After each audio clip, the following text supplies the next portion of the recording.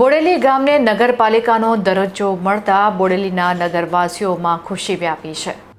જિલ્લામાં હાલ માત્ર છોટાઉદેપુર નગરપાલિકા જ હતી, હવે બોડેલીને પણ મ્યુનિસિપાલિટીનો દરજ્જો અપાતા બોડેલીની જનતામાં ખુશી વ્યાપી ગઈ છે। બોડેલી મ્યુનિસિપાલિટીમાં બોડેલી, ઢોકલિયા, અલીખેરવા, ચાચક અને ઝાખરપુરા ગ્રામ પંચાયતનો બોડેલી નગરપાલિકામાં સમાવેશ કરવામાં આવ્યો છે। 21 ઓગસ્ટના રોજથી બોડેલી ગામને નગરપાલિકાનો દરજ્જો આપવામાં આવ્યો છે।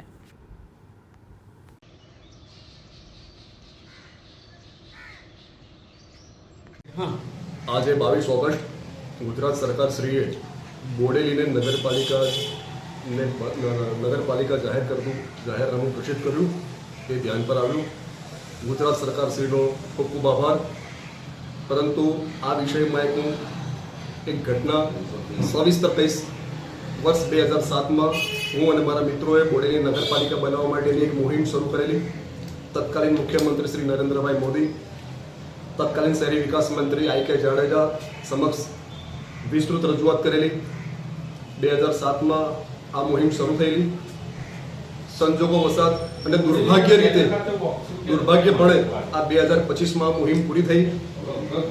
ખૂબ ઘણો સમય ગયો। આ સમયને હું એવું કહીશ કે આ નગરપાલિકા 7 વર્ષ લેટ જાહેર કરવામાં આવી છે, એનું દુઃખ છે। આ 7 વર્ષ જે લેટ નગરપાલિકા જાહેર થઈ એમાં મોટામાં મોટું યોગદાન હું સ્થાનિક ધારાસભ્યોને જ આપીશ અને સ્થાનિક સરપંચોને। છતાં પણ ઠીક છે, ભૂતકાળ થઈ ગયો। હકીકતમાં બોડેલીની પ્રજાને વિકાસના ફળો હવે ચાખવા મળશે, એ પણ હકીકત છે। અમે લોકોએ વખતો વખત મુખ્યમંત્રી શ્રી, શહેરી વિકાસ મંત્રી શ્રી, પૂર્વ રાજ્યપાલ કમલા બેનિવાલજી, અમે કોઈ એવું સ્ટેજ નથી છોડ્યું નગરપાલિકા બનાવવા માટે કે અમે સરકારશ્રીના કોઈ પણ સ્ટેજમાં અમે રજૂઆત ના કરી હોય। પરંતુ 2007ની રજૂઆતની સફળતા અમને 2025 ઓગસ્ટમાં મળી, એનો પણ આનંદ છે। હું બોડેલીની પ્રજાને એવું કહીશ કે ખરેખર હવે તમને લોકોને વિકાસની આગેકૂચ અને વિકાસના ફળો તમે પોતાની દ્રષ્ટિથી જોઈ શકશો। અને આ મુવમેન્ટમાં, નગરપાલિકાની મુવમેન્ટમાં બોડેલીના સ્થાનિક મીડિયાએ, પ્રેસ રિપોર્ટરોએ અનહદ સહકાર આપ્યો છે, બેફામ સહકાર આપ્યો છે। આ લોકો અડધી રાતે પણ બોડેલી નગરપાલિકાના સમાચાર બનાવવા માટે તત્પર રહેતા હતા। એટલે મીડિયા, પ્રેસ મીડિયા, ચેનલ મીડિયાનું પણ યોગદાન જરાય ઓછું નથી। હું તો એવું કહીશ કે ધારાસભ્ય અને સરપંચોને જેટલી તાલાવેલી નથી નગરપાલિકા બનાવવાની, એટલી મીડિયાના માણસોને તાલાવેલી હતી। એટલે કે આ વિકાસ યજ્ઞમાં મીડિયાનું યોગદાન જબરજસ્ત છે, એ હું અંગત રીતે કહું છું અને આ જાહેરમાં કહું છું। અને સાથે સાથે ગુજરાત સરકારનો ફરીથી હૃદયપૂર્વક આભાર માનું છું।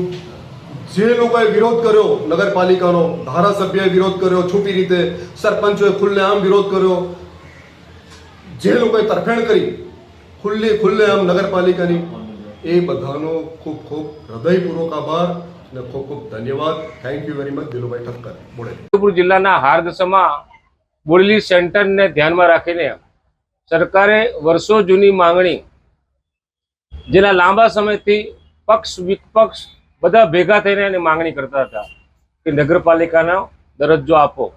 સરકારને છેલ્લે સમજાયું કે નગરપાલિકાનો વિકાસ થાય તો બોડેલીનો સારો વિકાસ થાય। આ એક હબ છે છોટાઉદેપુર જિલ્લાનું, અને એમાં બધી જાતની કચેરીઓ આવેલી છે, દરેક જાતના ધંધાઓ આવેલા છે, વેપારીઓ પણ આવેલા છે, કચેરીઓ આવેલી છે। પ્રજાને પણ સગવડતા મળી રહે અને એટલા માટે નગરપાલિકાની જાહેરાત થઈ છે।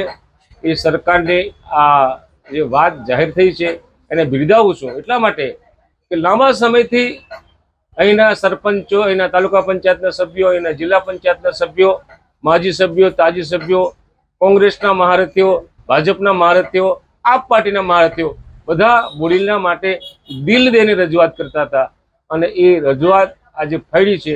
હું સરકારને ફરીથી અભિનંદન આપું છું।